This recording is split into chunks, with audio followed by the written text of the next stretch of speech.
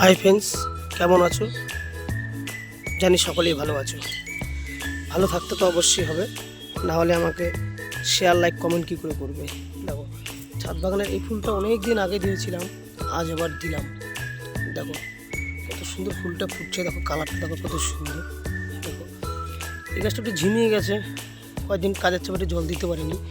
তারপর দেখো আরেকটা জিনিস দেখাই, আমার এই গাছে একটা ফুল হয়, আর এই ফুলের গাছের গোড়া দিয়ে হঠাৎ দেখছি টমেটো গাছের একটা চারা বেরিয়েছে। দেখো কত সুন্দর ফুলও এসছে, দেখো টমেটো। ও হনুমান খেয়ে নেবে, কারণ ওটা ফাঁকা জায়গায় আছে, হনুমানের চোখে পড়লে হনুমান এনজয় করে খেয়ে নেবে।